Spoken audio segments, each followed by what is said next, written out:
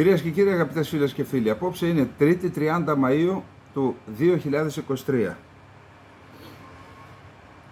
Τελειώνει ο Μάιος, μπαίνουμε σιγά σιγά στον Ιούνιο, στον κερασινό όπως έλεγαν στον Πόντο.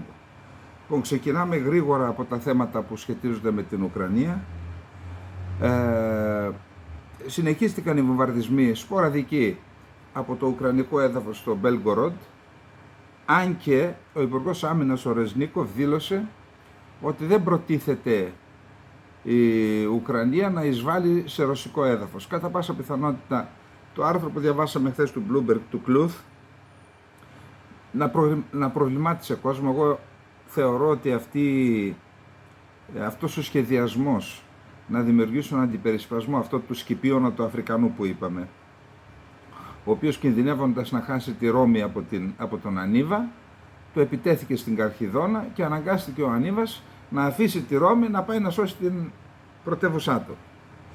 Αυτή τη στρατηγική λοιπόν κατά πάσα πιθανότητα ή τέλος πάντων κάτι τέτοιο υιοθέτησε η Ουκρανία σε ένα βαθμό. Ο Ρεζνίκοφ δήλωσε ότι εμείς δεν πρόκειται να εισβάλλουμε στο έδαφος της Ουκρανίας και ταυτοχρόνως έκανε δηλώσεις, είπε χρειαζόμαστε 120, έχω μετά μια συνέντευξη το διαβάσουμε, χρειαζόμαστε 120 μαχητικά, τα περισσότερα να είναι F-16, θα μας δώσουν και οι Γάλλοι Ραφάλ, θα πάρουμε και από τους Γερμανούς και από τους Βρετανούς Eurofighter.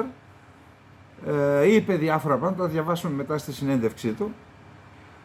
Μείωσε η Ουκρανία το όριο ηλικίας των επιστρατευομένων, δηλαδή ακόμα και αυτών που δεν υπηρέτησαν στο στρατό, από 27 και πάνω ήταν υποχρεωτική η επιστράτευσή τους.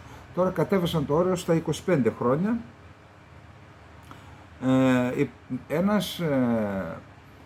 Ο Κρύβονος, ένας απόστρατος στρατηγός Ουκρανός, προειδοποίησε την Ουκρανία και είπε ότι προετοιμάζονται να μας καταλάβουν το Σλοβιάνσκ και το Κραματόρσκ και αντί να κάνουμε επιθετικές ενέργειες, καλό θα είναι, λέει, δημοσίως τα λέει, να αμυνθούμε για να μην χάσουμε άλλα. Μια προειδοποίηση είναι. Η Washington Post έγραψε ότι μέχρι στιγμής έχουν σκοτωθεί 16 Αμερικανοί πολίτες στον πόλεμο στην Ουκρανία και είδα κάτι τώρα, λέει, ποιος ξέρει πόσοι πολεμούν. Πάντως οι 16 έχουν σκοτωθεί και έχουν ανακοινωθεί τα ονόματά τους. Επίσης είναι σε εξέλιξη άσκηση του ΝΑΤΟ στη Ρουμανία, μεγάλης κλίμακας, και θεωρείται ότι είναι μία άσκηση που σχετίζεται με επιτελική και επιχειρησιακή προετοιμασία του ΝΑΤΟ για την περίπτωση που αναγκαστεί να εμπλακεί σε έναν πόλεμο μεγάλης κλίμακας στην περιοχή, αναφέρεται φυσικά στη Ρωσία. Είδα ένα δημοσίευμα, μια περίεργη δικαστική υπόθεση. Ο βουλευτής Τζέο Λέρος, ο οποίος ανήκε στο κόμμα υπηρέτης του λαού του Ζελένσκι, από το οποίο εκδιώχθηκε επειδή ασκούσε κριτική στον Ζελένσκι, έκανε μήνυση στον Ζελένσκι γιατί τοποθέτησε στελέχη της FSB, της Υπηρεσίας Πληροφοριών δηλαδή της Ρωσίας, στην Υπηρεσία Πληροφοριών της Ουκρανίας και τον κατηγορεί για προδοσία. Τώρα δεν μπορώ να καταλάβω τι είναι αυτό, ας το κρατήσουμε εκεί κάπου, να δούμε αν θα έχει κάποια εξέλιξη, αν και θεωρώ ότι τη δικαστική εξουσία την ελέγχει ο Ζελένσκι. Είχαμε μία επίθεση σήμερα στην Μόσχα με 8 drones παρακαλώ, και μάλιστα κάποια από αυτά, τα 3 ήταν στην περιοχή που κατοικεί και ο Πούτιν.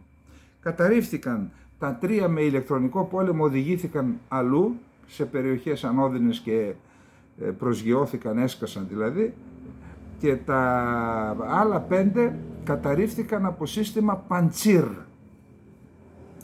Ο Ποντόλιακ είπε, είδαμε, εμείς δεν ξέρουμε τίποτα, λέει, αλλά παρακολουθήσαμε, λέει, ευχαρίστως, με μεγάλη ευχαρίστηση όλη αυτή τη διαδικασία πάνω από τη Μόσχα. Ήταν άλλη μια επιχείρηση, κυρίως εντυπώσεων, αλλά πλήττουν ευθέως και το γόητρο της Ρωσίας. Χτυπιέται η Μόσχα, έτσι.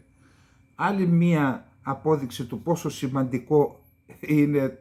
σημαντικά είναι τα ντρόν στην εποχή μας. Κάθε μέρα που περνά, για να δούμε τι είπε ο Ρεζνίκοφ στη συνέντευξη, Έχουμε σοβαρές πιθανότητες να σημειώσουμε σημαντική επιτυχία κατά τη διάρκεια του καλοκαιριού, είπε σε συνέντευξή του στη γαλλική εφημερίδα Ouest France, που δημοσιεύτηκε χθες Δευτέρα, ο Ουκρανός Υπουργός Άμυνας Ολεξίη Ρεζνίκοφ, ο οποίος αναφέρθηκε στην πολυαναμενόμενη αντεπίθεση των Ουκρανικών δυνάμεων για την ανάκτηση εδαφών, τα οποία έχει καταλάβει ο Ρωσικός στρατός από το Φεβρουάριο του 2022. «Θέλουμε να τσακίσουμε τη θέληση των Ρώσων να κερδίσουν αυτόν τον πόλεμο», είπε ο Υπουργός, σύμφωνα με τον οποίο η αντεπίθεση αυτή έχει σκοπό την επιστροφή στα διεθνώς αναγνωρισμένα σύνορα του 1991, σε αυτά συμπεριλαμβάνεται φυσικά και η Κριμαία. Αυτή η αντεπίθεση, είπε ο Ρεζνίκοφ, θα πυροδοτήσει νέα υποχώρηση των Ρώσων από το έδαφος μας, υπονοεί την προηγούμενη αντεπίθεση του φθινοπόρου του 2022, όπου οι Ρώσοι χάσαν περίπου τα μισά εδάφη από αυτά που είχαν καταλάβει. Καθώς προχώρησαν σε νέα επιστράτευση, αλλά έχουν πολλούς πρωτάρεδες χωρίς εμπειρία, χωρίς εκπαίδευση στο χειρισμό όπλων, είπε ο Ρεζνίκοφ. Η Βάγνερ χρησιμοποίησε φυλακισμένος και στην πολιορκία της πόλης Μπαχμούτ για 8 μήνες, 80.000 άνδρες σκοτώθηκαν ή τραυματίστηκαν στη μάχη, χωρίς να διευκρινίσει αν σε αυτούς τους 80.000 συμπεριλαμβάνονται και οι απώλειες των Ουκρανών. Επίσης, ο Υπουργός Άμυνας της Ουκρανίας επέμεινε πως είναι επίγον να γίνουν οι παραδόσεις όπλων που έχουν υποσχεθεί οι σύμμαχοι στο Κίεβο, ενώ αναφέρθηκε στο πράσινο φως που έδωσαν ο ίδιος ο Μπάιντεν στη Χιροσίμα για τα F-16. Μολονότι η παράδοση τέτοιων μαχητικών αμερικανικής κατασκευής και ο αριθμός τους δεν έχουν καν αποφασιστεί σε αυτή τη φάση, ο Ουκρανός Υπουργός Άμυνας είπε ότι ελπίζει ότι αυτά θα παραλυθούν μέχρι το τέλος του 2023. Το όνειρό είναι πως θα τα έχουμε στα τέλη της χρονιάς, για να συμπεράνουμε πως ο Άγιος Βασίλης υπάρχει στα αλήθεια, είπε χαριτολογώντας, τονίζοντας ταυτοχρόνως ότι οι Ουκρανοί πιλότοι θα χρειαστεί να εκπαιδευτούν στο χειρισμό τους. Και στην πορεία του χρόνου πρέπει να προετοιμάσουμε αεροδρόμια στην Ουκρανία, ραντάρ, συστήματα πλοήγησης, ελεγκτές εναέρειας κυκλοφορίας.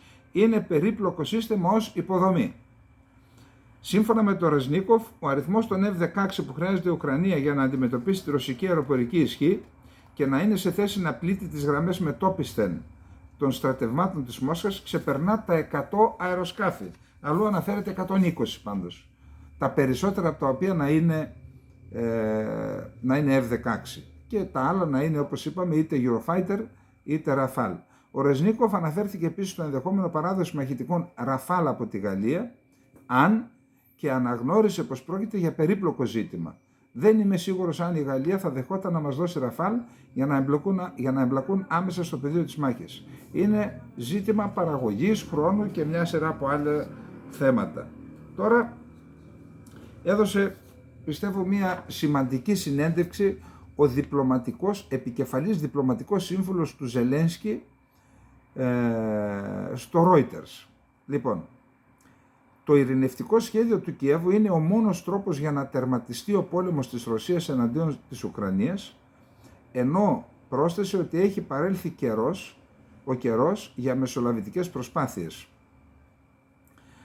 Ο επικεφαλής διπλωματικός σύμβουλος του Ζελένσκι, Ήχορ Ζόφκα, δήλωσε στο Reuters ότι η Ουκρανία δεν ενδιαφέρεται για μια κατάπαυση του πυρός που θα οριστικοποιήσει τα εδαφικά κέρδη της Ρωσίας και επιθυμεί την εφαρμογή του ειρηνευτικού σχεδίου, το οποίο προβλέπει την πλήρη απόσυρση, όπως είπαμε, των στρατευμάτων από όλα τα ουκρανικά εδάφη. Παράλληλα, προσέξτε, απέρριψε μια σειρά ειρηνευτικών πρωτοβουλειών από την Κίνα, τη Βραζιλία, το Βατικανό και την Νότια Αφρική. Δεν μπορεί να υπάρξει ένα βραζιλιάνικο ειρηνευτικό σχέδιο, ένα κινεζικό ειρηνευτικό σχέδιο, ένα νοτιοαφρικανικό ειρηνευτικό σχέδιο όταν μιλάμε για τον πόλεμο στην Ουκρανία. Ο Ζελένσκι έκανε ένα μεγάλο άνοιγμα στον Παγκόσμιο Νότο, πήγε στον Αραβικό Σύνδεσμο, πήγε φυσικά μετά στην Ιαπωνία, προσπαθεί να σπάσει ή να μειώσει την επιρροή που ασκεί η Ρωσία στην Αφρική και στον Παγκόσμιο Νότο. Ως Παγκόσμιος Νότος ορίζεται η Λατινική Αμερική, η Αφρική και οι περιοχές της Νοτιοανατολικής Ασίας. Λέει λοιπόν σύμβολος, αν και το Κίεβο έχει την ακλόνητη στήριξη της Δύσης στη μάχη κατά της ρωσικής εισβολής, δεν έχει κερδίσει την ίδια στήριξη από τον Παγκόσμιο Νότο, όπου η Ρωσία έχει σημαντική διπλωματική παρουσία εδώ και πολλά χρόνια. Η Μόσχα έχει ενισχύσει τους δεσμούς της με αυτές τις χώρες, ιδιαίτερα τώρα που ξεκίνησε ο πόλεμος, ενώ πουλάει πετρέλαιο και ενεργειακές πρώτες ύλες στην Ινδία και στην Κίνα, ένα γεγονός που ενισχύει τους δεσμούς, γιατί υπάρχει αυτή η οικονομική σχέση, αγοράζουν φτηνή ενέργεια, που αυτό τους βοηθάει και για την ανάπτυξή τους, αλλά έχουν και κέρδη, γιατί ιδιαίτερα η Ινδία επεξεργάζεται το αργό πετρέλαιο που παίρνει από τη Ρωσία και μετά το παίρνει φτηνά, το επεξεργάζεται και μετά το πουλάει σε πραγματικές τιμές και στην Ευρώπη. Ο Ρώσος Υπουργός Εξωτερικών Σεργέη Λαυρόφ, που βρισκόταν στο Ναϊρόμπι χθες, Δευτέρα, προσπάθησε να δημιουργήσει συνθήκες για να κάνει εμπορική συμφωνία και με την Κένια, δηλαδή να αυξήσει την επιρροή του και στην Κένια. Και ο Δημήτρη Κουλέμπα, ο Υπουργός Εξωτερικών της Ουκρανίας, ξεκίνησε την προηγούμενη εβδομάδα δεύτερη περιοδεία στην Αφρική. Ο Ζόφκα, ο διπλωματικός σύμβουλος του Ζελένσκι, επισήμανε ότι για το Κίεβο αποτελεί ύψιστη προτεραιότητα να κερδίσει τη στήριξη του Παγκόσμιου Νότου. Αν και η Ουκρανία επικεντρώνεται στους δεσμούς της με τους δυτικούς εταίρους της, η επίτευξη ειρήνης είναι κάτι που θα πρέπει να αφορά όλες τις χώρες, υπογράμμισε ο ίδιος. Παράλληλα, απέρριψε το ενδεχόμενο διαλόγου με τη Ρωσία, κάτι που πρότεινε ο Πάπας Φραγκίσκος. Αυτή την περίοδο των ανοιχτών εχθροπραξιών δεν χρειαζόμαστε μεσολαβητές. Είναι πολύ αργά για μεσολάβηση, είπε. Εδώ λοιπόν είναι το θέμα.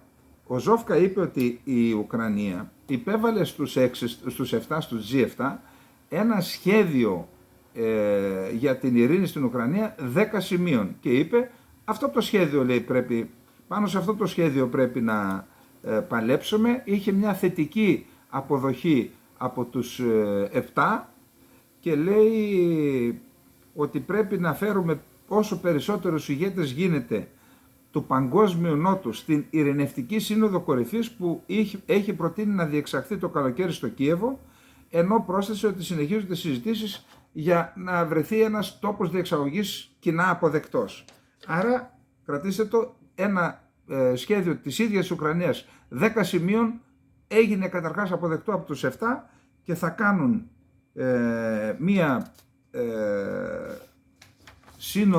ειρηνευτική σύνοδο κορυφής που να συμμετέχει όσο περισσότερος κόσμος χωρίς τη συμμετοχή της Ρωσίας φυσικά.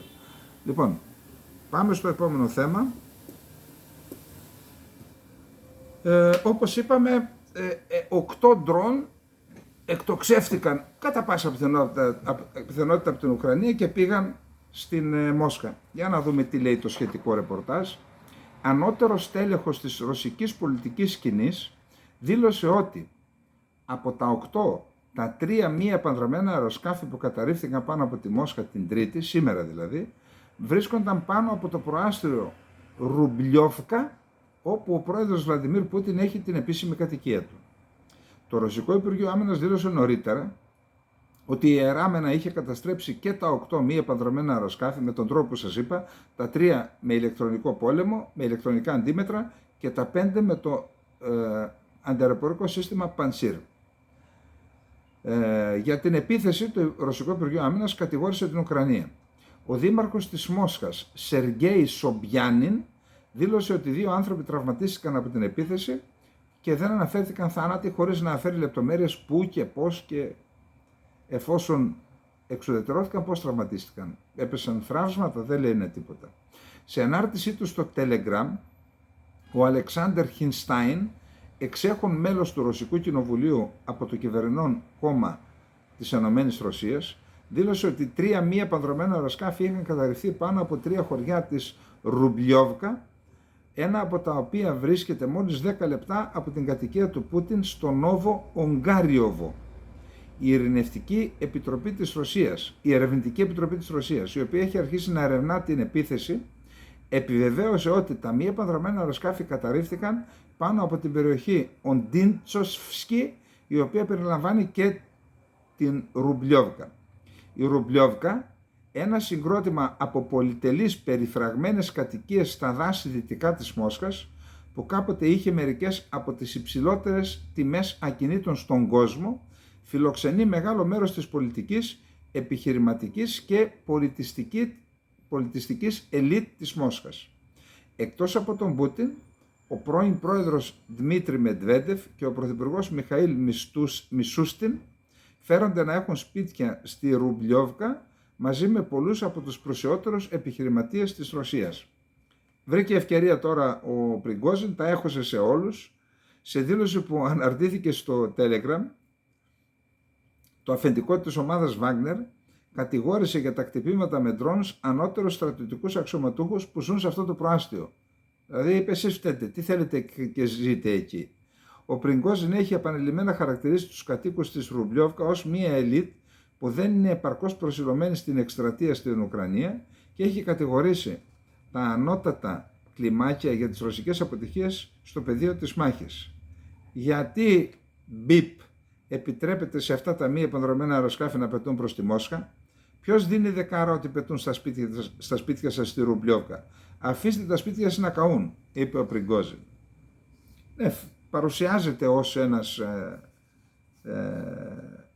θα έλεγα, μη συμβιβασμένος με το σύστημα, γιατί είναι αλήθεια ότι σε αυτές τις περιοχές κατοικούν όντως οι ελίτ, οι οποίοι δεν δίνουν δεκάρα και για αυτούς που σκοτώνονται στο μέτωπο, έτσι. Ούτε τους Ρώσους ούτε τους Ουκρανούς εννοώ. Το τελευταίο 24ωρο οι ένοπλες δυνάμεις της Ρωσικής Ομοσπονδίας πραγματοποίησαν μαζικές επιδρομές σε στόχους στην πρωτεύουσα του Ουκρανικού καθεστώτος. Σκοπός της επίθεσης ήταν να εντοπιστούν οι θέσεις των αντιαεροπορικών πυραυλικών συστημάτων που παραδόθηκαν από τη Δύση, καλύπτοντας σημαντικές στρατιωτικές βιομηχανικές εγκαταστάσεις και κέντρα ελέγχου, τα πυρά και τα πλήγματα των πυραυλικών επιθέσεων. Αφού εξαντλήθηκε το απόθεμα των συστημάτων αεράμενας για διάφορους εναέριους στόχους, καταστράφηκαν από πυράβλους αέρος εδάφους οι συστοιχίες των αντιαεροπορικών όπλων. Σύμφωνα με τα πρώτα στοιχεία, τουλάχιστον 3 εκτοξευτές Patriot καταστράφηκαν ή υπέστησαν ζημιές από τις σημερινές επιδρομές. Μετά την εξάντληση του συστήματος αεράμενας, πραγματοποιήθηκε επίθεση στις εγκαταστάσεις όπου παράγονται όπλα υψηλής ακρίβειας, καθώς και στις αποθήκες όπλων που παραδίδονταν από τη Δύση. Σε μια προσπάθεια να καλύψει με κάποιο τρόπο την απώλεια, τις μεγάλες απώλειες, το καθεστώς του Κιέβου εξαπέλυσε μια ανεπιτυχή επίθεση με μικρά πολιτικά, μη στρατιωτικά και μη επανδρομένα αεροσκάφη στη Μόσχα. Όλα αυτά καταστράφηκαν. Είναι ανακοίνωση του Υπουργείου Άμυνας. Τώρα, ο ίδιος ο Σοϊγκού τι είπε? Ο Ρώσος Υπουργός Άμυνας Σεργέη Σοϊγκού δήλωσε σήμερα ότι η Δύση αυξάνει τις προμήθειες εξοπλισμού και όπλων στο Κίεβο εν ώψη αυτού που αποκαλείται μεγάλη ουκρανική αντεπίθεση και δήλωσε ότι η Μόσχα θα πλήξει τις όποιες διαδρομές εφοδιασμού εντοπίσει. Μιλώντας στην κρατική τηλεόραση, ο Σοϊγκού δήλωσε ότι η Ρωσία προκαλεί αποτελεσματική ζημιά με πυρά στον εχθρό και ότι τα όπλα της Δύσης δεν θα αλλάξουν την έκβαση της ειδικής στρατιωτικής επιχείρησης, όπως αποκαλεί η Ρωσία τον πόλεμο που διεξάγει στην Ουκρανία. Οι δηλώσεις του έγιναν λίγο αφού η Ουκρανία εξαπέλυσε τη μεγαλύτερη επίθεση μέχρι τώρα με ντρόν στη Μόσχα, αν και το Υπουργείο του Σοϊγκού ανέφερε ότι η ρωσική αντιαεροπορική άμυνα τα κατέστρεψε όλα. Σήμερα το πρωί το καθεστώς του Κιέβου πραγματοποίησε τρομοκρατική επίθεση στην περιοχή της Μόσχας. Σε στόχους αμάχους, το υπογραμμίζω αυτό. Η Ουκρανία φυσικά, όπως είπαμε, αρνείται. Λοιπόν, να πω κάτι που έχω διαβάσει και έχω δει και ένα βίντεο. Όπως είπαμε, υπάρχει πιθανότητα να απέκτησε τεχνικές πληροφορίες η Ουκρανία, πιθανόν από το Ισραήλ, και έτσι άρχισε να εξουδετερώνει τα Σαχέντ 136, τα ιρανικής κατασκευής. Διάβασα λοιπόν, δεν ισχυρίζουμε ότι είναι έτσι, για να μην, πάντως το διάβασα και το μοιράζομαι μαζί σας, ότι η Ρωσία έχει τοποθετήσει ισχυρότερους κινητήρες, δηλαδή έχει πάρει πιθανόν μέρος του κάποια εξαρτήματα από το Ιράν, έχει τοποθετήσει ισχυρότερους κινητήρες, έχει τοποθετήσει ισχυρότερη εκρηκτική κεφαλή και άλλαξε το σύστημα πλοήγησης και πλέον τα κατευθύνει από δορυφόρο, όπου είναι δύσκολη έως αδύνατη η παρεμβολή, το λεγόμενο τζαμάρισμα, ας το πούμε έτσι.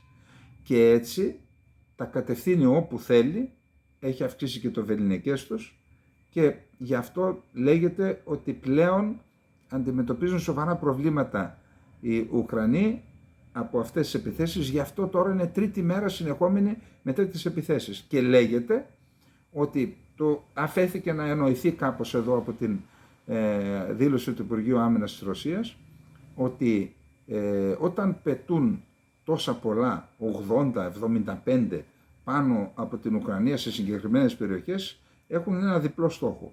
Ο πρώτος είναι να αναγκάσουν τα αντιαεροπορικά να ρίξουν, άρα εντοπίζουν, κρατούν, έχουν φωτογραφικές μηχανές πάνω ή κάμερες online, βλέπουν από πού εκτοξεύονται τα πυρά των αντιαεροπορικών όπλων και δεύτερον να εξαντλήσουν και τα πυρομαχικά, τους πυράβλους που έχουν και στη συνέχεια έρχονται οι Κιντζάλ, οι υπερηχητικοί και τα καταστρέφουν. Αυτό διάβασα, αυτό σας λέω, δεν ξέρω αν είναι έτσι, μην το δέσουμε στο σκηνή, να τα κρατήσουμε να κάνουμε μια συνεκτίμηση των πληροφοριών που παίρνουμε ένθεν κακήθεν. Πάντως, οι Ουκρανοί συνεχίζουν να γράφουν ότι τα περισσότερα τα καταρρίπτουν. Έτσι. Πάμε να δούμε τι γίνεται τώρα στο υπόλοιπο. Ο Πούτιν έκανε σήμερα δηλώσεις και για την υπόθεση με τους 8, με τα 8 ντρόν, αλλά έκανε γενικές δηλώσεις. Οι κύριες δηλώσεις είναι οι εξής. Ο ανταγωνισμός μεταξύ της Ρωσικής Ομοσπονδίας και της Ουκρανίας μετά την κατάρρευση της Σοβιετικής Ένωσης ήταν αναπόφευκτος, αλλά υποτίθεται ότι αυτός ο ανταγωνισμός θα εξελισσόταν με πολιτισμένο τρόπο. Η Ουκρανία μετά την κατάρρευση της Σοβιετικής Ένωσης ελεγχόταν από ανθρώπους που ξεκίνησαν τον δρόμο της δημιουργίας μιας αντιρωσίας με υπόδειξη της Δύσης.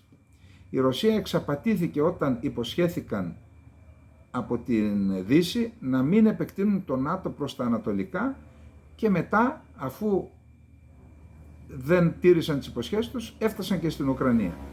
Η Ρωσία αναγκάστηκε να απαντήσει στον πόλεμο που εξαπέλυσε το καθεστώς του Κιέβου στο Ντομπάς.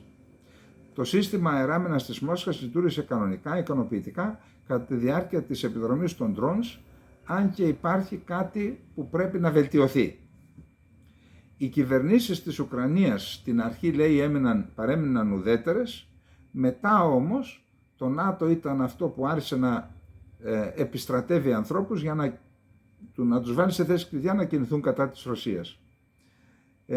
Ο Πούτιν είπε ότι κτυπήσαμε το στρατηγείο της Ουκρανικής Υπηρεσίας Στρατιωτικών Πληροφοριών και γι' αυτό έχουμε αυτές τις σφοδρές αντιδράσεις. Κατηγόρησε τους Ουκρανούς ότι με αυτόν τον τρόπο κτυπούν πολιτικούς στόχους, ενώ η Ρωσία, λέει, χτυπάει αποκλειστικά στρατιωτικούς στόχους και υποδομές. Ναι, αλλά χτύπησε και όλο το ηλεκτρικό σύστημα είναι και οι γραμμές μεταφοράς ηλεκτρικής ενέργειας είναι στρατιωτικοί στόχοι. Η σιδηροδρομική σταθμή είναι στρατιωτική στόχη. Τώρα μην λέμε και αναφέρθηκε φυσικά στο πραξικόπημα το 2014, το οποίο έγινε για να ανατραπεί ένας εκλεγμένος πρόεδρος και έκτοτε εφαρμόζεται μια πολιτική να εξουδετερώνεται ο οποιοσδήποτε πολιτικός ή και πολίτης εκφράζεται θετικά ή θέλει καλές σχέσεις με τη Ρωσία. Αυτά είπε και ο Πούτιν. Να δούμε τι είπε ο Μπορέλ για τον πόλεμο, μιλώντας στην Ισπανία. Σύμφωνα με το Sky News, ο επικεφαλής της Ευρωπαϊκής Διπλωματίας, Ζωζέπ Μπορέλ, δήλωσε ότι δεν πιστεύει ότι η Ρωσία είναι έτοιμη να διαπραγματευτεί, ενώ προσπαθούσε ακόμη να κερδίσει τον πόλεμο στην Ουκρανία. Σου λέει, όσο προσπαθεί να κερδίσει εδάφη, λέει, δεν τη βλέπουμε διατεθειμένη να μιλήσει για ειρήνη.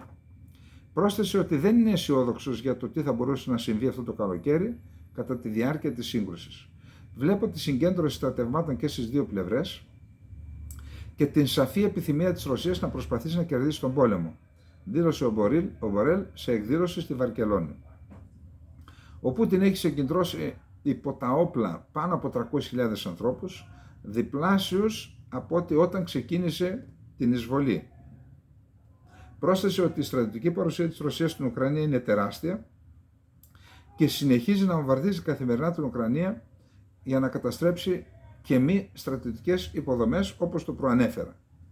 Αυτό δεν γίνεται χωρίς σχέδιο και πρέπει να είμαστε έτοιμοι για οτιδήποτε, πράγμα που σημαίνει ότι θα πρέπει να συνεχίσουμε να βοηθάμε την Ουκρανία, γιατί αν δεν βοηθήσουμε, υπογραμμίστε το αυτό, η Ουκρανία δεν θα μπορέσει να αμυνθεί.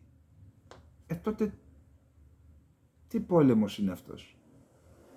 Αν δεν μπορεί η Ουκρανία να αμυνθεί, δηλαδή αν η Δύση βγάλει από την πρίζα θα καταστραφεί η Ουκρανία, αν η Δύση δεν μπορεί πλέον να συνεχίσει για διάφορους λόγους, καταστρέφουμε μια χώρα, αυτή είναι η συνέπεια. Ακούστε, αν η Δύση ήθελε να υποστηρίξει την Ουκρανία, να πήγαινε να πολεμήσει. Γιατί δεν πηγαίνει? Μπείτε μέσα, πολεμήστε, νικήστε τους Ρώσους, ξαναπάρετε τα εδάφη πίσω. Γιατί δεν το κάνετε και καταστρέφετε τη χώρα? Λοιπόν, να τελειώσουμε με τη Ρωσία, να πούμε ότι το Υπουργείο Εσωτερικών της Ρωσίας έθεσε στον κατάλογο των καταζητουμένων τον αρχηγό ΓΕΘΑ, τον Ζαλούζνη της Ουκρανίας, και τον αρχηγό του στρατού Ξηράς, τον Σίρσκι. Πάντως σήμερα ο δήμαρχος του Κιέβου απίφθινε δημόσια έκκληση και λέει: πού είναι ο Ζαλούζνη, γιατί δεν εμφανίζεται? Υπομορφή κατηγορίας προς τον Ζαλούζνη το είπε. Λοιπόν, αυτά και για τη Ρωσία. Να πάμε τώρα στο επόμενο θέμα που πραγματικά κανείς δεν περίμενε ότι θα ξαναγίνει σοβαρό θέμα, το Κωσυφοπαίδιο, ένα ζήτημα που μπορεί να τεινάξει στον αέρα όλα τα Βαλκάνια, όλη την νοτιοανατολική Ευρώπη. Και όλα αυτά γιατί αφού έχει στη δύναμη την κφόρα εκεί του ΝΑΤΟ, γιατί δεν τα προβλέπετε αυτά? Γιατί δεν τα προβλέπετε? Έκαναν, νομίζω 23 Απριλίου πότε, έκαναν εκλογές στις περιοχές όπου κατοικούν αποκλειστικά Σέρβοι. Ήταν εδώ πριν από λίγο ένας αξιωματικός Έλληνας που υπηρέτησε στο δεύτερο επιτελικό γραφείο της πληροφορίας εκεί, στο Κωσυφοπαίδιο, και μου είπε ότι εκεί δεν κατοικούσε ούτε ένας Αλβανός, εννοώ στη Μητρόβιτσα και στις άλλες 3 πόλεις. Και εκεί με σχέδιο η Αλβανία πάει, τοποθετεί έτσι λίγους ανθρώπους μέσα στους Σέρβους, σταδιακά να εξαλβανίσει και αυτές τις περιοχές. Και μάλιστα μου είπε ότι κάποια στιγμή έκανε και ένα υπηρεσιακό έγγραφο, τώρα δεν αποκαλύπτω τίποτα, που ανέφερε διάφορα πράγματα, και από τις Ηνωμένες Πολιτείες Αμερικής μια γυναίκα εκεί που ήταν υπεύθυνη είπε: εντάξει, μην τα λαμβάνεις αυτά υπόψη, εδώ κάποια στιγμή θα γίνει αλβανική και αυτή η περιοχή, όλοι θα είναι Αλβανοί. Έτσι. Δηλαδή όταν τα κάνει η Ρωσία είναι άσχημα. Όταν τα κάνει το ΝΑΤΟ τι είναι, Παρασκευή? Γιατί τα κάνετε αυτά? Έκανε λοιπόν εκλογές και δεν συμμετείχε το 96,5% αποχή οι Σέρβοι. Συμμετείχε μόνο το 3,5% που είναι δημόσιοι υπάλληλοι και αυτοί που φύτεψε η Αλβανία μέσα σε αυτές τις πόλεις που είναι καθαρά σερβικές οι περιοχές.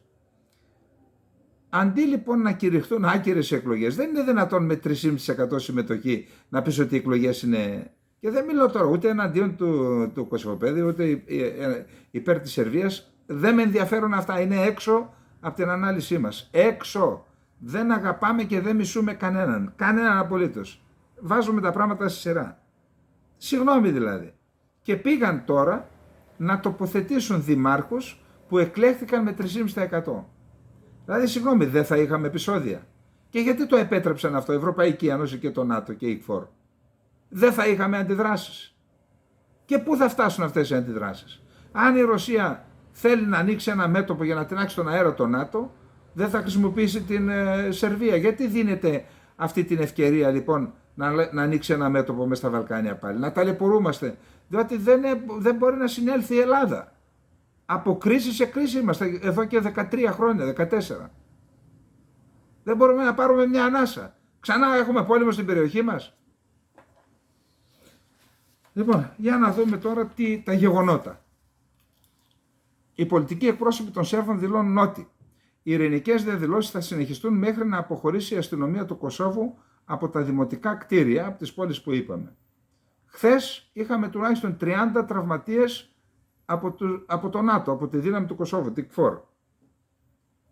Τεταμένη παραμένει η κατάσταση στο Κωσυφοπαίδιο, όπου χθες 30 ένστολοι των ειρηνευτικών δυνάμεων του ΝΑΤΟ τραυματίστηκαν σε συγκρούσεις με Σέρβους, που διαμαρτύρονται κατά της ανάληψης καθηκόντων Αλβανών δημάρχων σε δήμους με συντριπτική σερβική πλειοψηφία. Ανάμεσα στους τραυματίες είναι και 11 Ιταλοί, εκ των οποίων 3 είναι σε σοβαρή κατάσταση, με εγκάβματα από βόμβες Μολότοφ και κακώσεις. Είναι αυτό που είπε ο Τσίπρας. Τι κακό έχουν οι Μολότοφ, εξαρτάται, λέει, σε ποια πλευρά είσαι. Άμα είσαι σε αυτούς που τις τρως είναι κακό, άμα είσαι σε αυτούς που τις τρίχνεις, λέει, δεν είναι κακό. Το είπε αυτό, υποτίθεται χαριτολογώντας άνθρωπος που κυβέρνησε αυτή τη χώρα. Θα μου πείτε, τέτοια έχουν πει όλοι, εντάξει, όπως σήμερα, με αυτό που έγινε με το σύστημα της Τράπεζας Θεμάτων. Πάλι θα βγουν και θα μας πούν, όπως είχαν το θράσος ορισμένοι δημοσιογράφοι να πούν, ούτε λίγο ούτε πολύ, ευτυχώς που έγιναν τα τέμπη για να έχουμε ασφαλή σιδηρόδρομο. Τώρα τι θα λέμε, ευτυχώς που έπεσε ή που δέχθηκε επίθεση, κυβερνοεπίθεση, δεν φρόντισαν να τη θωρακίσουν την τράπεζα για να αποκτήσουμε, δηλαδή θα βγάλουμε το καινούριο management, το ελληνικό management, να περιμένουμε την καταστροφή για μετά να εφεύρουμε το σύστημα. Λοιπόν, ανάμεσά τους στους τραυματίες είναι 11 Ιταλοί, εκ των οποίων 3 είναι σε σοβαρή κατάσταση με εγκάβματα από βόμβες Μολότοφ και κακώσεις, αλλά η ζωή τους δεν φαίνεται να βρίσκεται σε κίνδυνο. Ανακοίνωση της ειρηνευτικής αποστολής του ΝΑΤΟ στο Κωσυφοπαίδιο της KFOR αναφέρει: ενώ αντιμετωπίζαμε τα πιο περιθωριακά στοιχεία του όχλου είναι ο κόσμος που διαμαρτύρεται, αρκετοί στρατιώτες του Ιταλικού και Ουγγρικού σώματος της KFOR δέχθηκαν απρόκλητες επιθέσεις και υπέστησαν τραύματα με κατάγματα και εγκάβματα λόγω της έκρηξης εμπριστικών μηχανισμών. Οι απρόκλητες επιθέσεις σε μονάδες του ΝΑΤΟ είναι απαράδεκτες και η KFOR θα συνεχίσει να εκπληρώνει την εντολή της αμερόληπτα, ανέφερε ο διοικητής της KFOR Άντζελο Μικέλε Ριστούτσια. Οι άντρες της KFOR προσπάθησαν να απεγκλωβίσουν θωρακισμένο όχημα της αστυνομίας του Κωσόβου, το οποίο τελικά το έκαψαν. Οι διαδηλωτές απάντησαν πετώντας πέτρες και άλλα αντικείμενα. Οι πολιτικοί εκπρόσωποι των Σέρβων δηλώνουν ότι οι ειρηνευτικές δηλώσεις θα συνεχιστούν μέχρι να αποχωρήσει η αστυνομία του Κωσόβου από τις δημοτικές αρχές. Το Εθνικό Συμβούλιο των Σέρβων αποφάσισε να μην λειτουργήσουν σήμερα όλα τα σχολεία στο Κωσυφοπαίδιο. Λοιπόν, είπαμε ότι στις 4 πόλεις, ότι 26 Μαΐου πήγαν να μπουν οι δήμαρχοι του 3,5% στις δημαρχίες. Την ίδια μέρα ο Βούτσιτς, ο πρόεδρος της Σερβίας, έθεσε το στρατό σε πλήρη πολεμικό συναγερμό και διέταξε σχηματισμούς να κινηθούν προς τα σύνορα με το Κωσυφοπαίδιο.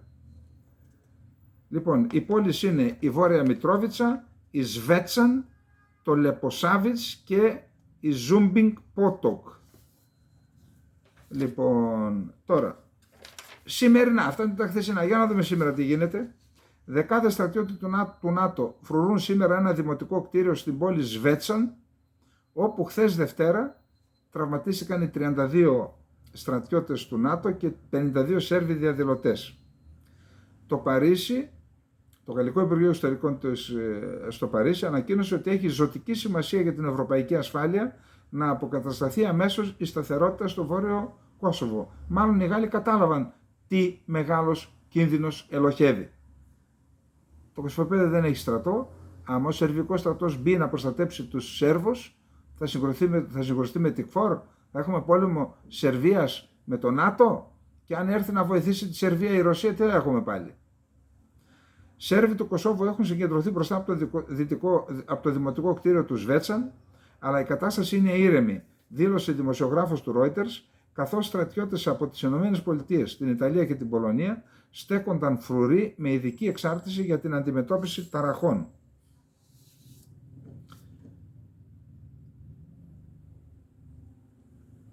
Ο Μπορέλ καταδίκασε, οι αρχές του Κωσόβου έχουν κατηγορήσει το Βούτσιτς ότι αποσταθεροποιεί το Κόσοβο.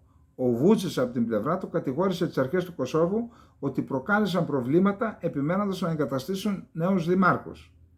Ο Βούτσιτς πρόκειται να συναντήσει, σήμερα τη συνάντησε ήδη, τους πρεσβευτές του αποκαλούμενου Κουιντέτο, Ηνωμένες Πολιτείες, Ιταλία, Γαλλία, Γερμανία και Βρετανία στο Βελιγράδι και μετά με τους πρέσβεις της Ρωσίας και της Κίνας.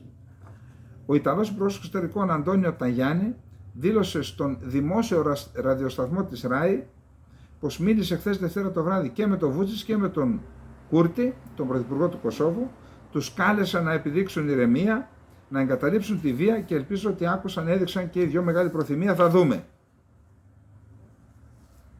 Η εκπρόσωπος του Γαλλικού Υπουργείου Εξωτερικών, Αν Κλέρ Λεζάντρ, ανέφερε σε δήλωσή της ότι είναι περισσότερο σημαντικό παρά ποτέ για την Πρίστινα και το Βελιγράδι να δείξουν υπευθυνότητα επιστρέφοντας στο τραπέζι των διαπραγματεύσεων με διάθεση συμβιβασμού στην υπηρεσία της ειρήνης και της ευημερίας των Σέρβων και των Κωσοβάρων πολιτών. Η Γαλλίδα εκπρόσωπος κάλεσε τα δύο μέρη, ιδιαίτερα την κυβέρνηση του Κωσόβου, να λάβουν αμέσως τα απαραίτητα μέτρα για να μειώσουν τις εντάσεις.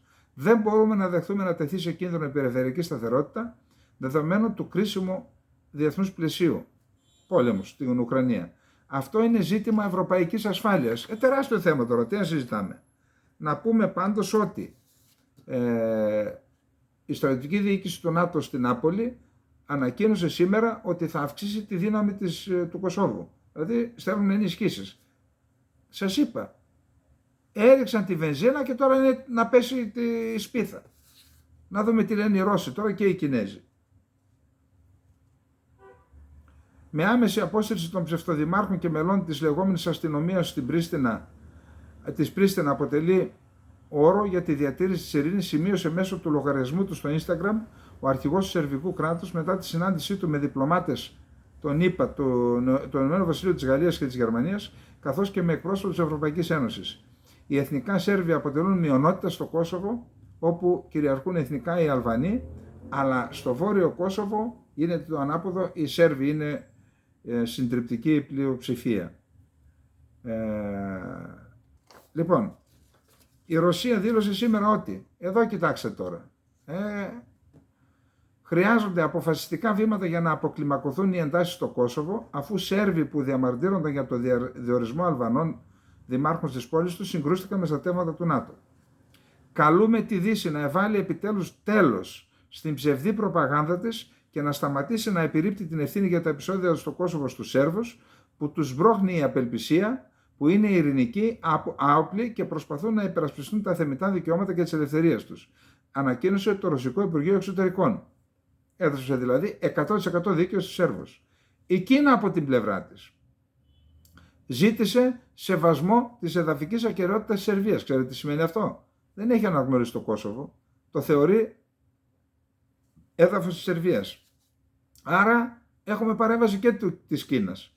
Και είδα ένα βίντεο, ένα σερβικό MiG-29 πετούσε στα μετόχια και στην κεντρική Σερβία και πλησίαζε και προς τα σύνορα με το Κωσυφοπαίδιο. Δεν είναι καλά δείγματα αυτά.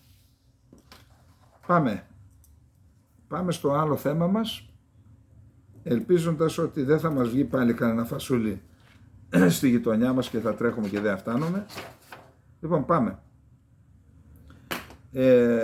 Οι Ηνωμένες Πολιτείες Αμερικής ανακοίνωσαν οι ίδιες ότι η Κίνα δεν δέχθηκε συνάντηση του Υπουργού Άμυνας των Ηνωμένων Πολιτειών και του Υπουργού Άμυνας της Κίνας. Την πρόσκληση την απίθυνε ο Υπουργός Άμυνας προς τον Υπουργό Άμυνας της Κίνας, ο οποίος το αρνήθηκε.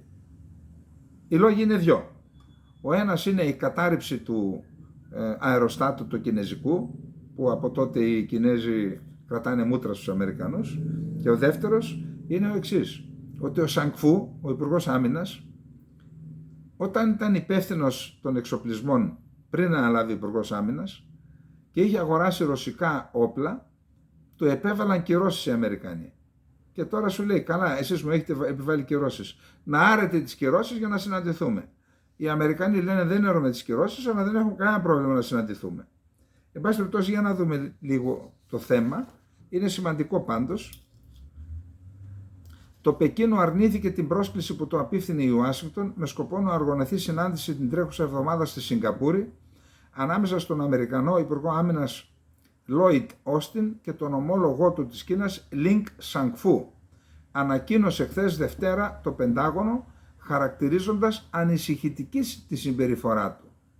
Η Κίνα πληροφόρησε τη ΣΥΠΑ ότι αρνείται την πρόσκλησή μας που απευθύναμε στις αρχές Μαΐου με σκοπό ο Υπουργός Άμυνας Όστιν να συναντηθεί με τον Υπουργό Άμυνας Λινγκ Σανγκφού αυτή την εβδομάδα στη Σιγκαπούρη, ανέφερε ο εκπρόσωπος του Πενταγώνου Πατ Ράιτνερ σε δελτίο τύπου που δημοσιοποίησε.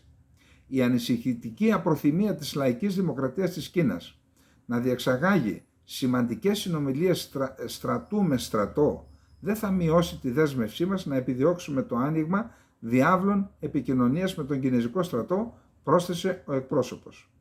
Υπόψη ότι ο Λόιτ Όστιν θα συμμετάσχει στη Σιγκαπούρη αυτή την εβδομάδα στο λεγόμενο διάλογο Σαγκρί-Λα για την άμυνα και την ασφάλεια στην περιφέρεια Ασίας Ειρηνικού. Στην προηγούμενη τέτοια διάσκεψη τον Ιούνιο του 2022 είχαν συναντηθεί με τον προκάτοχο του Λινγκ Σανγκφού, τον Γουέι Φάνγχα, είχε συναντηθεί ο Όστιν. Πάντως, ο σύμβουλος Εθνικής Ασφάλειας του Λευκού Οίκου, Τζέικ Σάλιβαν, συναντήθηκε αυτόν τον Μάιο με τον Ουάνγκ Γι, κορυφαίο στέλεχος της κινέζικης διπλωματίας. Και ο πρόεδρος των ΗΠΑ, Τζο Μπάιντεν, προέβλεψε πρόσφατα ότι οι εντάσεις στις σχέσεις της Ουάσιγκτον και του Πεκίνου πολύ σύντομα θα μειωθούν. Λοιπόν,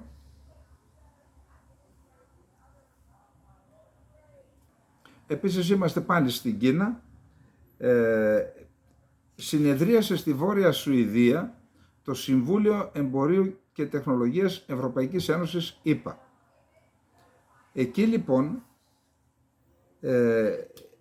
στο κοινό ανακοινωθέν είχαν μπει ορισμένες αναφορές στην Κίνα που ενόχλησαν την Ευρωπαϊκή Ένωση. Και έγιναν προσπάθειες διαβουλεύσεις, έτσι γίνεται, κυκλοφορεί πρώτα ένα χαρτί και στους δύο, στη συνέχεια η κάθε πλευρά βάζει πάνω στο κοινό ανακοινωθέν τις δικές της παρατηρήσεις, ξανασυγκεντρώνονται, τα ξαναβάζουν σε ένα χαρτί, μπες, βγες, ακόμα δεν είναι έτοιμο. Πάντως φαίνεται ότι πέτυχαν να βγάλουν ορισμένα πράγματα τα οποία θα μπορούσαν να δημιουργήσουν προβλήματα στις σχέσεις της Ευρωπαϊκής Ένωσης με την Κίνα, ενώ άλλη πολιτική έχει η Αμερική με την Κίνα, άλλη η Ευρώπη. Εκεί λοιπόν υπάρχουν προβλήματα. Για να δούμε.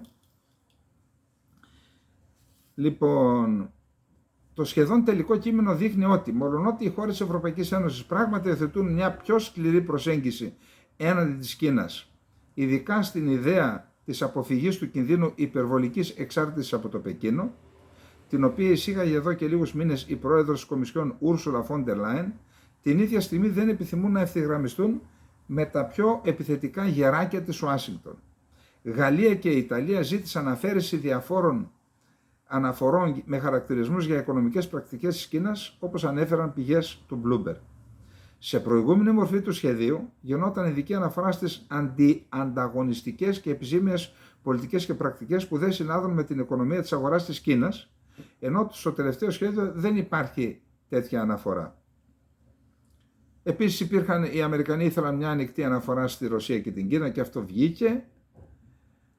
Να δούμε τώρα, οι ΗΠΑ εκπροσωπούνται στο Συμβούλιο που συνεδριάζει στη Λούλεα της Σουηδίας την Τρίτη και την Τετάρτη από τον Υπουργό Εξωτερικών Άντονι Μπλίνκεν, την Υπουργό Εμπορίου Τζίνα Ραϊμόντο και την ύπατη εκπρόσωπο για το Διεθνές Εμπόριο Κάθριν Tai. Την Ευρωπαϊκή Ένωση, εδώ είναι το περίεργο, εκπροσωπούν οι αντιπρόεδροι της Ευρωπαϊκής Επιτροπής Μαργκρέτε Βεστάγκερ και Βάλτις Ντομπρόβσκης, καθώς και ο Επίτροπος Εσωτερικής Αγοράς Τιερί Μπρετόν. Και εγώ σας ερωτώ, ποιοι είναι αυτοί που μας εκπροσωπούν? Τι είναι αυτό το πράγμα που έχει γίνει η Ευρωπαϊκή Ένωση? Δεν έπρεπε όλα αυτά να εξηγούνται στους πολίτες σε όλες τις χώρες της Ευρωπαϊκής Ένωσης, να ξέρουμε ποιους έχουμε, τι είναι αυτοί οι οργανισμοί, πώς λειτουργούν, ποιοι μας εκπροσωπούν, να κάνουν έναν απολογισμό, να έρχονται εδώ, να κάνουν στις τηλεοράσεις αναφορές, κοιτάξτε είμαι αυτός, έκανα αυτό για την Ευρώπη, έκανα αυτό και για τη χώρα σας. Τι είναι αυτά τα πράγματα, ποιες είναι αυτές οι φάτσες εδώ που ούτε τις έχει ακούσει από τα 10 εκατομμύρια Έλληνες, άμα τους ξέρουν οι 100 ή 200 τέλος πάντων. Λοιπόν, πάμε στο επόμενο θέμα. Επόμενο θέμα είναι η BRICS. Έχουμε πει ότι έχει ιδρυθεί νέα αναπτυξιακή τράπεζα. Έχει ιδρυθεί στην Κίνα, είναι η τράπεζα των BRICS, με κεφάλαια όλων των χωρών που συμμετέχουν, θα δούμε μετά ποιοι συμμετέχουν, γιατί έχουν μπει και χώρες εκτός BRICS. Ο αντικειμενικός σκοπός αυτής της τράπεζας είναι να υποκαταστήσει, έστω και εν μέρει ή και εν όλο, το Διεθνές Νομισματικό Ταμείο και την Παγκόσμια Τράπεζα, και να δημιουργήσει σε επόμενη φάση και ένα κοινό νόμισμα ανταγωνιστικό του δολαρίου, να δίνει δάνεια όχι μόνο στα μέλη τους BRICS αλλά και σε φτωχές χώρες ή αναπτυσσόμενες χώρες, δηλαδή να δημιουργηθεί ένας άλλος πόλος, να περιθωριοποιηθεί ή τέλος πάντων να αποδυναμωθεί η οικονομική, άρα πολιτική και γεωπολιτική ηγεμονία των Ηνωμένων Πολιτειών. Λοιπόν, προσέξτε τώρα.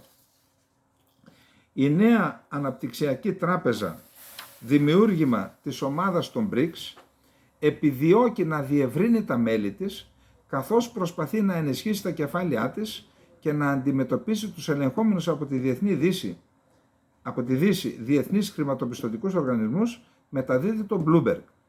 Η τράπεζα, την οποία δημιούργησαν από κοινού Βραζιλία, Ρωσία, Ινδία, Κίνα και Νότιος Αφρική, αναζητεί νέα μέλη για να επεκτείνει τη γεωγραφία της, τη γεωγραφική κάλυψη, λοιπόν, νέα μέλη σε επίπεδο γεωγραφίας, αναπτυξιακών σταδίων και σε όγκους χωρών, σημείωσε η πρώην πρόεδρος της Βραζιλίας και πρόεδρος της τράπεζας Ντίλμα Ρούσεφ, μιλώντας στην ετήσια συνέλευση των μετόχων της τράπεζας στη Σανγκάη. Η Σαουδική Αραβία είναι ο πλέον πρόσφατος ενδιαφερόμενος για συμμετοχή στην τράπεζα, σύμφωνα με τους Financial Times, σε μια κίνηση που θα προσέδιδε μεγαλύτερη χρηματοοικονομική ισχύ στο φορέα. Η τράπεζα δημιουργήθηκε το 2014 ως αντίβαρο στο Δούνου του και την Παγκόσμια Τράπεζα. Δυνατότητα συμμετοχής στην τράπεζα των BRICS έχει οποιαδήποτε χώρα μέλος του ΟΗΕ, και η Ελλάδα δηλαδή. Το 2021 το Μπαγκλαντές και τα Ηνωμένα Αραβικά Εμιράτα επισημοποίησαν τη συμμετοχή τους. Η Αίγυπτος το έκανε το Φεβρουάριο του 2023, τώρα δηλαδή. Ενώ η Ουρουγουάη αναμένεται να γίνει σύντομα μέλος της Λέσχης. Τα νέα μέλη, σύμφωνα με την Ρούσεφ, θα εισφέρουν πόρους στην τράπεζα προκειμένου να διαφοροποιήσει το χαρτοφυλάκιά της και να αυξήσει τη δυνατότητά της να κινητοποιεί, να δανείζει δηλαδή. Ως πρώην πρόεδρος αναπτυσσόμενης χώρας, γνωρίζω πόσο σημαντικές είναι οι πολυμερείς τράπεζες και πόσο μεγάλη πρόκληση είναι να αποκτά χρηματοδότηση ή να λαμβάνει κεφάλαια στα επίπεδα που χρειάζεται για να αντιμετωπίζει κοινωνικές και οικονομικές προκλήσεις στις χώρες μας, σημείωσε η Βραζιλιανή αξιωματούχος. Ο αναπληρωτής πρωθυπουργός της Κίνας, Ding Χουεζιάνγκ, μιλώντας στη Γενική Συνέλευση της Νέας Αναπτυξιακής Τράπεζας, εξέφρασε την ελπίδα η τράπεζα να συνεχίσει να προσελκύει νέους εταίρους, ενώ κάλεσε σε έμφαση στη χρηματοδότηση έργων υποδομής. Σημειωτέων ότι οι Υπουργοί Εξωτερικών των BRICS θα συναντηθούν 1 με 2 Ιουνίου, μεθαύριο δηλαδή, στην Νότια Αφρική, αυτή είναι η προεδρεύουσα χώρα, ενώ η Σύνοδος Κορυφής θα γίνει 22 με 24 Αυγούστου, τότε που δεν είναι οι Νοτιοαφρικανοί, φαίνεται ότι είπαν στον Πούτιν μην έρχεσαι γιατί είμαστε υποχρεωμένοι να εκτελέσουμε το ένταλμα, αλλά σήμερα είδα ότι είχε ανακοίνωση η Νότιος Αφρική και είπε θα παρέχει διπλωματική ασυλία σε όλους τους συμμετέχοντες είτε στην Σύνοδο των ΙΠΕΞ είτε στην Σύνοδο Κορυφής. Τώρα η ίδια η τράπεζα προχώρησε στην έκδοση ομολόγου. Η Νέα Αναπτυξιακή Τράπεζα, έτσι ονομάζεται, που έχει ιδρυθεί στη Βραζιλία από την Κίνα, τη Ρωσία, την Ινδία και την Νότια Αφρική, που συμμετέχουν στην ομάδα χωρών BRICS, προχώρησε σε έκδοση ενός ομολόγου 8,5 δισεκατομμυρίων Ιουάν, πάντα δολάρια, 1,12 δισεκατομμυρίων ευρώ, όπως ανακοίνωσε η τράπεζα το βράδυ της Δευτέρας, χθες βράδυ. Πρόκειται για το μεγαλύτερο σε οικονομική αξία ομόλογο που έχει εκδώσει η τράπεζα στο κινεζικό νόμισμα. Τα καθαρά κέρδη από την πώληση του ομολόγου θα διατεθούν για τη χρηματοδότηση δραστηριοτήτων έργων υποδομής και βιώσιμης ανάπτυξης στις χώρες που είναι μέλη της τράπεζας, όπως ανακοίνωσε η ίδια η τράπεζα. Με στόχο την υποστήριξη των δραστηριοτήτων μας, η νέα αναπτυξιακή τράπεζα επιδιώκει να αυξήσει την παρουσία της στις τοπικές αγορές οικονομικών κεφαλαίων των χωρών που είναι μέλη μας, μέσω της έκδοσης χρεογράφων, αλλά και του δανεισμού στα τοπικά νομίσματα, συμπεριλαμβανομένης και της διατραπεζικής αγοράς ομολόγων στην Κίνα, δήλωσε ο Λέσλι Μάστροπ, αντιπρόεδρος και υπεύθυνος οικονομικών της νέας αναπτυξιακής τράπεζας. Εξελίξεις λοιπόν και σε αυτό το θέμα. Πάμε τώρα και στο Εριβάν.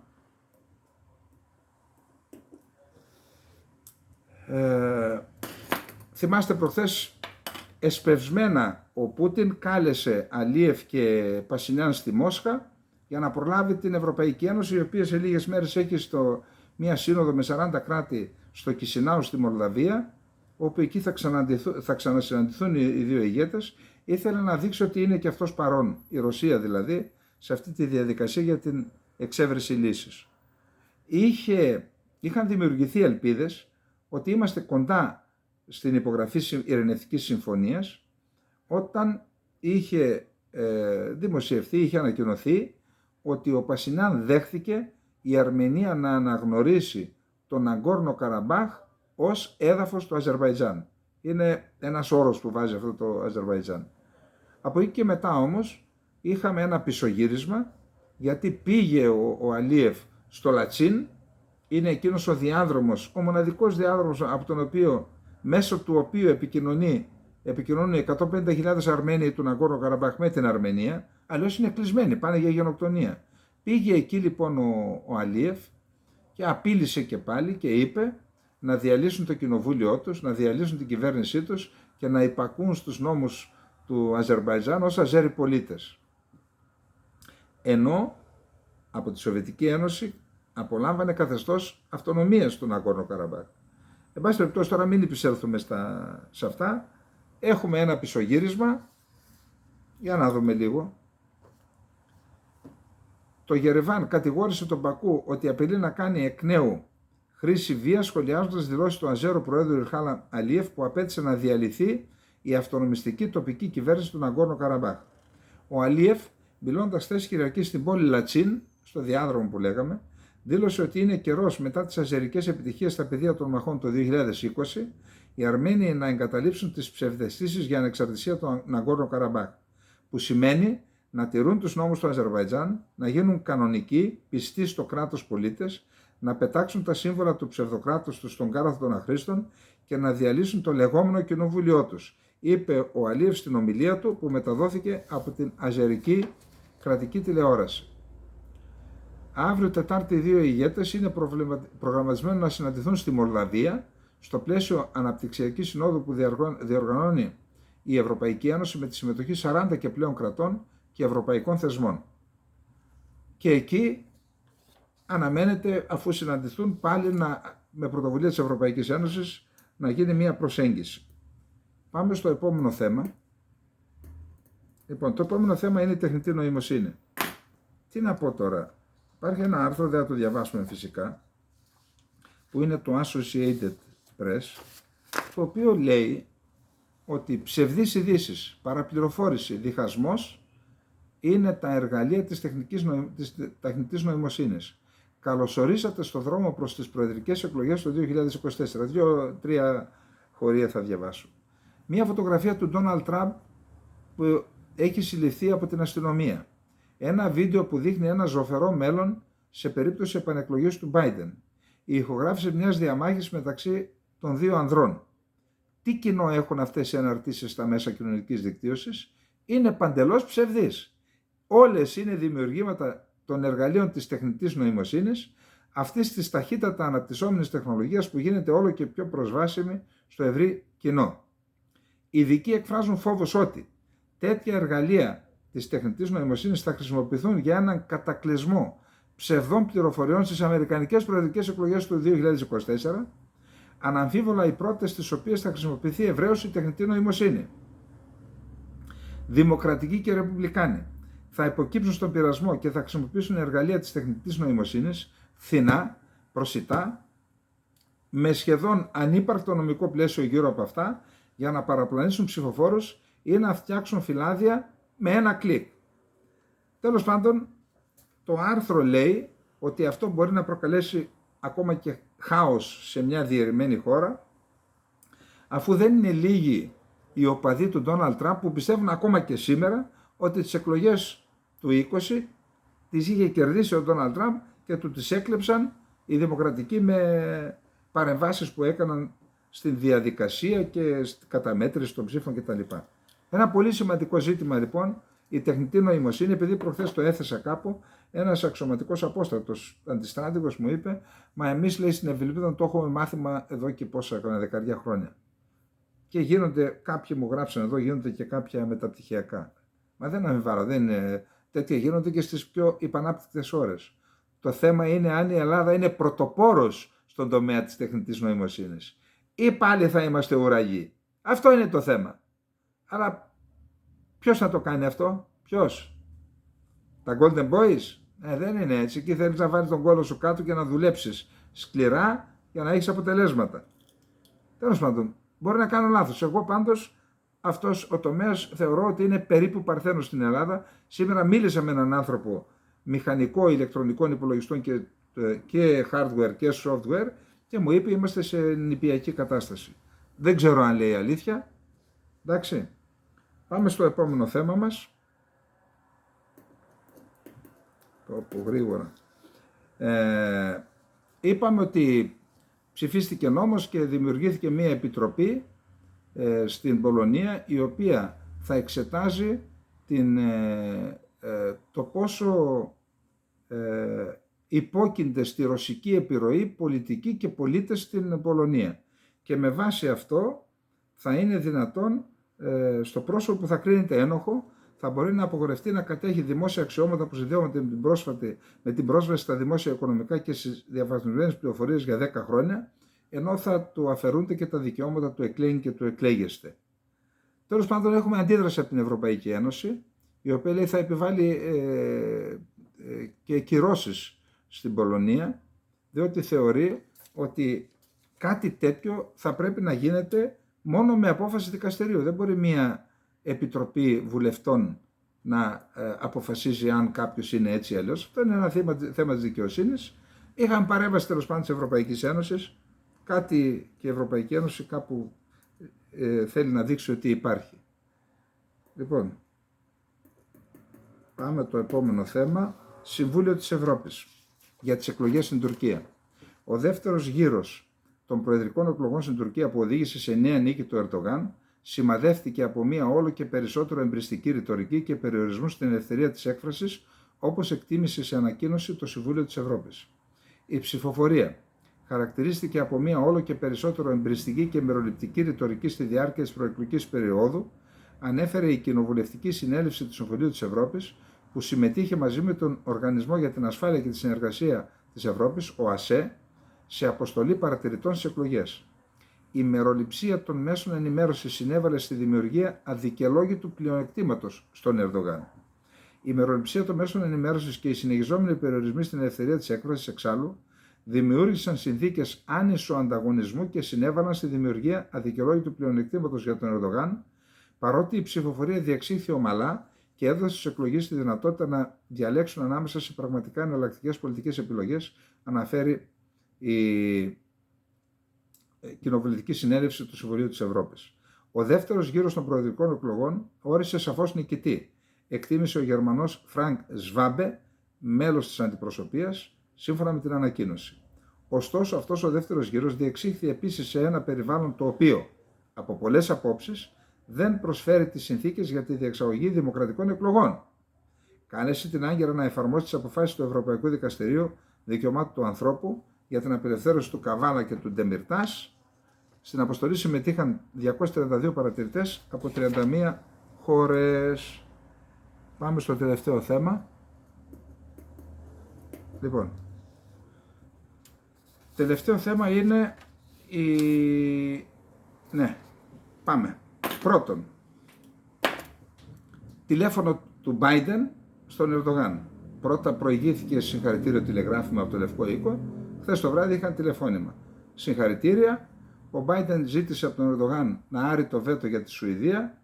Ο Ερντογάν ζήτησε δώσ' μου τα F-16, χωρίς να συνδέει το ένα με το άλλο.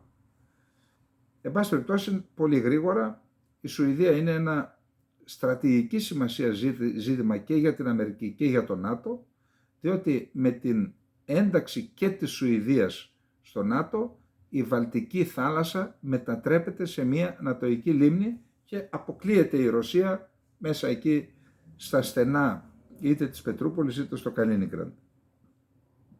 Τώρα, εάν εκ των πραγμάτων ο Biden αναγκαστεί να πει, για να πετύχει αυτό το στρατηγικό στόχο, να πει βάλε και εγώ σου υπόσχομαι ότι θα σου δώσω το F-16, παρότι ο Ζεμενίδης λέει ότι δεν μπορεί ό,τι και να πει ο Biden, ό,τι πει ο Μενέντες αλλά και άλλοι από τη Βουλή των Αντιπροσώπων υπάρχουν σκληροί υποστηρικτές της άποψης ότι δεν πρέπει να δοθούν τα F-16, όχι μόνο για λόγους που αφορούν την Κύπρο και την Ελλάδα, έτσι.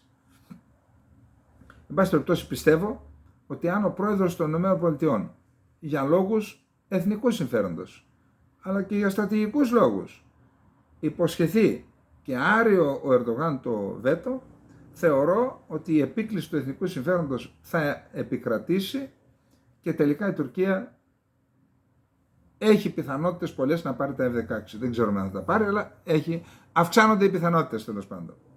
Τώρα, ο Σόλτς κάλεσε τον Ερντογάν στο Βερολίνο, που σημαίνει και η Γερμανία τον είχε σε απόσταση καιρό τώρα, έτσι. Δεν του είχε επιτρέψει να κάνει προεκλογικό αγώνα, υπήρχαν θέματα στις σχέσεις των δύο χωρών. Τώρα βλέπουμε, του λέει γκέλ, έλα.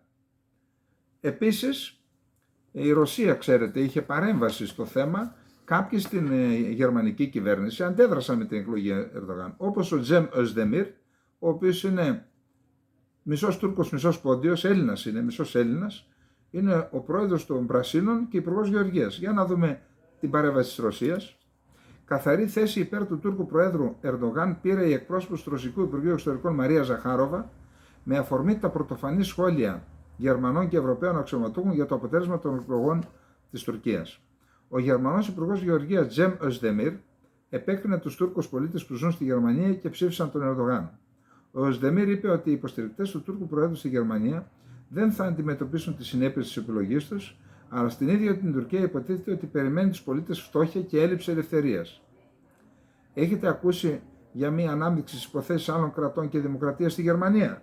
Μπορείτε να φανταστείτε αν, για παράδειγμα, ο Τούρκος Υπουργός Εξωτερικών Μευλού Τσαβούσογλου το έλεγε αυτό μετά τις εκλογές στη Γερμανία? Διερωτάται η Ζαχάροβα στο λογαριασμό της στο Telegram, συμπληρώνοντας. Πιο ψύχρεμη όμως από τον εκπρόσωπο της γερμανικής κυβέρνησης ήταν η κοινοβουλευτική συνέλευση του ΟΑΣΕ. Οι παρατηρητές αυτής της οργάνωσης αρνήθηκαν να κηρύξουν τις προεδρικές εκλογές στην Τουρκία δίκαιες και ελεύθερες. Θα ήταν πολύ κοντόφθαλμο να πούμε ότι αν ήταν δίκαιες ή όχι, αν ήταν ελεύθερες ή όχι, είπε η επικεφαλής της αντιπροσωπείας από την κοινοβουλευτική συνέλευση του ΟΑΣΕ, Φάρα Καρίμη. Και γιατί ή καλύτερα τι παρακολουθούσαν τότε, καταλήγει η Ζαχάροβα, αφού δεν είναι σε θέση να πούν αν είναι ή δεν είναι δίκαιες, τότε γιατί πήγαν εκεί? Πάντως κρατάει μια επισημηνή ο ΟΑΣΕ, μήπως αποκαλυφθούν τίποτα και πούνε ρε παιδιά τι κάνατε εσείς εδώ? Λοιπόν, πάμε τώρα πολύ γρήγορα να δούμε.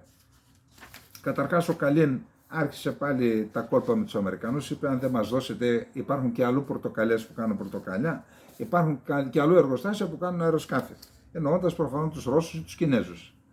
Πάμε τώρα τα θέματα που θα δούμε μπροστά μας. Πρώτο είναι η οικονομία. Ήδη η λίρα έχει φτάσει 20,2-20,3 και εάν είναι αλήθεια αυτά που διαβάζουμε, μιλάμε για επίσημα στοιχεία. Δεν υπάρχει στα ταμεία της Κεντρικής Τράπεζας της Τουρκίας, στο θησαυροφυλάκιο, δεν υπάρχουν συναλλαγματικά αποθέματα. Άρα δεν μπορεί να κάνει επέμβαση στις αγορές για να φρενάρει την πτώση της λίρας. Τι σημαίνει αυτό? Η λίρα, ένα δολάριο μπορεί να πάει 25, 27, 28, μπορεί και 30 μέχρι τέλος του έτους. Τι σημαίνει αυτό για την οικονομία? Καταλαβαίνετε όλοι τώρα, δεν χρειάζεται να το πούμε. Τώρα, ο Ερντογάν είπαμε ότι λείπουν από την Τουρκία ή μάλλον πρέπει να βρει μέχρι το Σεπτέμβριο 200 δισεκατομμύρια δολάρια καθαρά χρήματα. Καθαρά χρήματα. Γιατί? Για να πληρώσει τις βραχυπρόθεσμες υποχρεώσεις της Τουρκίας ως το Σεπτέμβριο. Αλλιώς θα κηρύξει πτώχευση. Τι περιμένει ο Ερντογάν? Περιμένει τους τουρίστες, τον τουρισμό. Εκεί λέει ότι θα μαζέψει 30-40 εκατομμύρια, δεν ξέρω αν θα τα μαζέψει όλα ως τότε. Επίσης περιμένει τις εξαγωγές και υπάρχει ένα κόλπο εκεί, όταν πληρώνουν τα τιμολόγια από τους ξένους στις τουρκικές τράπεζες, οι τράπεζες διακρατούν ένα μεγάλο μέρος του συναλλάγματος. Δεν το δίνουν στις επιχειρήσεις. Για λόγους εθνικούς, για να έχει κεντρική τράπεζα αποθέματα. Τώρα, να μαζέψει 200 δισεκατομμύρια είναι απίθανο από ό,τι μου λένε φίλοι στην Τουρκία που ασχολούνται με το θέμα. Άρα, αν του λείψουν για παράδειγμα 100 δισεκατομμύρια, θα πρέπει αυτά να τα βρει από ξένες αγορές. Ποιες δηλαδή? Δύο είναι. Είτε Ανατολή είτε Δύση. Ανατολή είναι η Ρωσία, μάλλον πρέπει να την αποκλείσουμε γιατί είναι σε πόλεμο. Άρα είναι η Κίνα και οι αραβικές Ισλαμικές χώρες.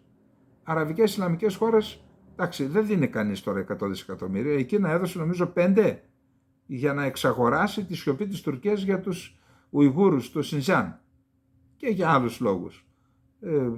Πέρασαν οι Κινέζοι το 5G στην Τουρκία, δηλαδή ανοίγουν οι δρόμοι μέσα, δεν δίνει κανείς λεφτά έτσι. Στις προηγούμενες ανάγκες του Ερντογάν έδωσαν 5-10 δισεκατομμύρια, Σαουδική Αραβία, Εμιράτα και Κατάρ. Μα μιλάμε τώρα για μια εκατοστάρα, πού να τα βρει? Εδώ είναι δύσκολο να τα βρει ακόμα και το Διεθνές Νομισματικό Ταμείο. Υπάρχουν πάντως απόψεις που λένε ότι η Τουρκία θα είναι η δεύτερη Αργεντινή. Δεν κινδυνολογώ, λέω ότι γράφεται, κρατάμε επιφυλάξεις. Η οικονομία της Τουρκίας, ο κεντρικός πυρήνας παραμένει ισχυρός, το εξωτερικό της χρέος είναι νομίζω στο 70-75%. Πάντως αυτό είναι ένα ζήτημα. Εάν πάρει ένα μέρος από τη Δύση και ένα μέρος από την Ανατολή, αυτό είναι μια υβριδική επιλογή. Αν πάρει μόνο από τη Δύση, θα υποχρεωθεί σε επώδυνους συμβιβασμούς ο Ερντογάν. Σας θυμίζω τα μνημόνια που υπογράψαμε εμείς. Τέτοια πράγματα θα το κάνουν και αυτόν. Και εκεί θα πρέπει η ελληνική διπλωματία και στη Λευκοσία και στην Αθήνα από τώρα να επεξεργαστούν ένα σχέδιο. Αν προσφύγει ο Ερντογάν στο Διεθνές Νομισματικό Ταμείο, στις Βρυξέλλες έχουμε προσβάσει, είμαστε μέλος της Ευρωπαϊκής Ένωσης, που η Ευρωπαϊκή Ένωση συμμετέχει και στην Κεντρική Τράπεζα, στην Παγκόσμια Τράπεζα και στο Δούνο του με μεγάλο ποσοστό, οι Ηνωμένες Πολιτείες με το 30%, άρα και με τις Ηνωμένες Πολιτείες στους όρους που θα τεθούν στην Τουρκία για να πάρει τα 100 δις, υπόθεση κάνουμε, να μπουν και ζητήματα που αφορούν την Κύπρο και την Ελλάδα. Είναι ένα μεγάλο θέμα, επαναλαμβάνω. Πάντως, πέραν αυτού, κάπου θα τα βρει. Τα επόμενα 2 χρόνια, μια εκτίμηση κάνουμε έτσι όσον αφορά το χρόνο, θα χρειαστούν 1 έως 2 χρόνια να βγει από αυτή τη στενοπό η τουρκική οικονομία και ο ίδιος ο Ερντογάν. Θεωρώ ότι αυτά τα 2 χρόνια η τουρκική επιθετικότητα θα παραμείνει, αλλά δεν θα εκφράζεται σε πρακτικό επίπεδο με την ένταση που εκφραζόταν όταν η Τουρκία δεν είχε οικονομικό πρόβλημα. Νομίζω ότι αυτό γίνεται αντιληπτό. Ένα αγκάθι στις σχέσεις της Τουρκίας με τις ΗΠΑ είναι η εισβολή στην Συρία. Η Τουρκία ετοιμάζεται με τους Ρώσους, παρεμπιπτόντως οι Ρώσοι για δεύτερη φορά μέσα σε 3 μέρες βομβάρδιζαν πάλι το Ιντλίμπ. Είδα, κυκλοφόρησαν και τα βίντεο. Τώρα που δίνει μήνυμα δεν ξέρω. Εκτός και αν είναι συμφωνία με την Τουρκία ότι για να τα βρεις άσε με να τους διαλύσω εδώ τους συμμάχους σου και εν πάση περιπτώσει δεν έχω πληροφορίες για να πω τι είναι. Άρα αν η Τουρκία επιμείνει στην εξομάλυνση των σχέσεων με τη Συρία για να εισβάλλει στη βορειοανατολική Συρία και να εξοδετερώσει τους Κούρδους, αυτό θα είναι ένα σοβαρό αγκάθι στις σχέσεις με την Ρωσία. Όπως αγκάθι είναι και ο Ντεμιρτάς και ο Καβάλα, έτσι παραμένουν αυτά αγκάθια. Είπαμε ότι η Κύπρος και η Ελλάδα πρέπει να είμαστε έτοιμοι. Αν προχωρήσει το ενεργειακό πρόγραμμα της Κύπρου, η Τουρκία είναι αναγκασμένη να παρέμβει, διότι έχει δεσμευτεί. Θα δούμε πώς θα παρέμβει. Για τα δικά μας θέματα τα έχουμε πει. Κρατάμε και ένα άλλο ζήτημα. Το έχουμε πει πολλές φορές, δεν ξέρουμε γιατί δεν είμαστε και σε προσωπικό επίπεδο δεν ευχόμαστε να πεθάνει κανένας, έτσι. Τώρα δεν θα εκβαρβαριστούμε, η πολιτική δεν εκβαρβαρίζει τους ανθρώπους, ούτε καν και η εξωτερική πολιτική. Αλλά φαίνεται ότι ο Ερντογάν δεν είναι καλά. Ομολογώ ότι έκανε έναν τετάνιο προεκλογικό αγώνα. 3 νομοί σε μια μέρα τους κάλυπτε. 3 νομούς. Και στην Τουρκία ο απονομός νομό είναι και 200 και 300 χιλιόμετρα. Είναι μεγάλες οι εκτάσεις. Λοιπόν έκανε 3, αυτό απαιτεί τεράστιες προσπάθειες από έναν άνθρωπο που είναι γνωστό ότι πάσχει από επιληψία και είχε και καρκίνο στο παχύ έντερο.